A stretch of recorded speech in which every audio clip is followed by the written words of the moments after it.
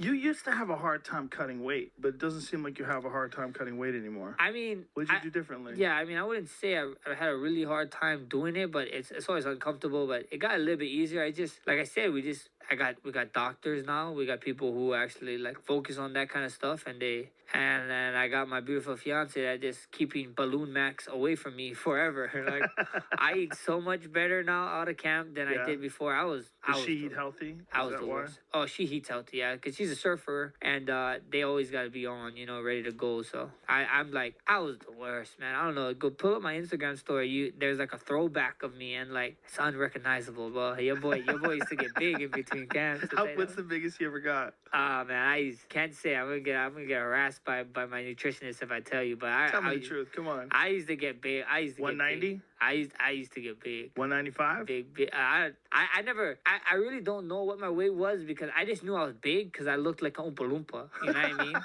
That's why I looked like or like Violet from Oompa Loompa. That's how I looked. I wouldn't step on the scale. Scale wasn't my friend. So I was like, fuck this.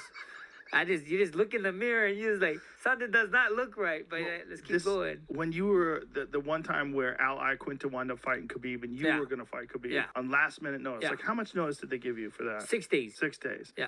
And what did April Fools. And it was to try to make 155. Yeah. What were you walking around at? I mean, I tell you exactly how far we came was, you know what it was? You know what happened, that fight? Why it was so crazy? Is that Lockhart them took me on for the fight. Like we called him, we had a talk. And then he did a freaking interview talking about how this is the biggest cut we're ever gonna do in a short amount of time, blah, blah, blah. And then the first thing that happens when I land, a fucking meeting with not even a UFC doctor, a doctor from New York Commission. Oh, Jesus. And then they tell me every single fucking day they're gonna check up on us. And I was like, holy shit, I was like, what the hell? And I was fine, And I was like kind of a little bit bigger than what I usually was. And I was slimming. And this is when we just got the New York thing, like we just finally is in New York. New York don't even want us there. Like they're fucking looking for every single possible way to get rid of MMA in this over there, and I get there and then I'm like, bro, I'm like 4 pounds away from making the weight, and I'm gonna like it's tough, but I'm gonna get there. Like I know I'm gonna get there,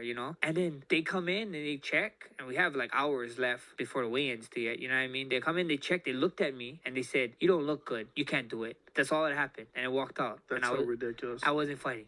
That's I was so like, ridiculous. What you mean? It's like, you look skinny. I was like, I mean, I'm coming down, losing weight. I'm pretty sure I'm gonna not look like how when I first met you on fucking Monday. You know what I mean? Like, what is going on? That's so stupid. How frustrating was that? Oh, it was heartbreaking. I had my whole family. I had a couple people that for the first time was gonna be at my fight. We just had it all set up, man. And then just to have that was just. It's not even that, the family and stuff, they understand it, this is how it goes. But the chance of fighting someone of that stature of being, like, and I pride myself on like, fight anybody, anywhere, anytime, any weight class. And forget that to take away against what he was already considered a #1 pound for pound guy in the world before he even had the belt. You know what I mean? Yeah. Like he was like one of the scariest dudes, they said. And I just wanted to fight him, you know what I mean? And it was good. It was super fun. If you go and watch, I think that's the best press conference Khabib ever had was against me and him. Like, it was just so fun. Like, I don't know if you guys watched it, but I was like, I got him talking. He's talking back to me, and like, he's showing emotion. I was like, fuck yeah, like, we're gonna fucking do this at the end of the week. You know what I mean? Like, I can't wait. And then, well, it was obvious he respected you too. Oh yeah. But he was like chirping, and like he don't chirp. You know what I mean? All he says, I'm gonna smash you. That's all he says. I do not need to throw punches. I smash you. I change your face. Yeah. I was just like, yes, like this is gonna be a fight, and just to get as this is history, I guess. I guess it was history that got taken away from me. That's why I'm so sad. And now that he's gone, it's like, fuck. Not just that, history by some pencil pushers. Some people don't know jack shit, and they're the ones that tell you can't make the weight. History, bro. I remember hearing that when they said they pulled Max off the weight cut. And I said, who pulled him off the weight cut? And they said, one of the people from the athletic commission. I said, based on what? And they said they didn't like the way he looked. And I said, what the fuck are you talking about? This was like when I had first landed in New York, they were telling me this. Yeah. And I was like, what are you talking about? I go, who? Who? What person? I mean, like, it was just tough, you know what I mean? Like, everybody looks like shit when they're cutting weight. That's just how they could have gone through the whole card and canceled the card. I stood like, even to today, even when I make 45, people was like, oh my god, you look fucking crazy. I'm like, you think I'm cutting weight? You know what I mean? Like, okay, like thank you, Mr. Obvious. Like I'm losing weight. How much do you lose when you make 45? We usually cut around 10 So I'm Not usually that pretty bad. close. Yeah, not that bad at all. It's just hard because I'm skinny. You know what I mean? Right. I'm a freaking skinny. I'm a Samoan and I have fucking humongous ass bones, I think. Humongous? Bro, it's fucking irritating, bro.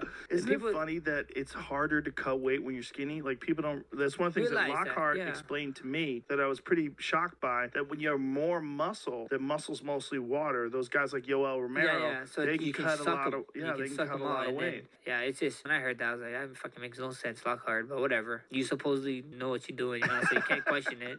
So. Oh, he knows what he's doing. Yeah. So it's like it's cool, you know. When you went up to 55, what were you walking around like when you fought Dustin? I was like around like 180 or so. Not too bad. 180, maybe 183 at the most. But it was just like, to put in perspective, like after that fight, I fought 2 months later and I fought at 45. You know what I mean? Like when I fought him was on a 2 months notice too. So it wasn't like, was this off, like this is an off season guy that I just training, you know, like going to 55 was just easier. I wasn't really thinking of like, oh yeah, I'm gonna just focus on 55 so I can do and put on some weight and put on some muscle and do this and that. It was just one of those things. It was like they came up with offers, I did it, and then, you know, 2 months later I had to fucking get my ass down to fight Frankie Edgar, you know, and that was one of the best cuts ever. So it was cool.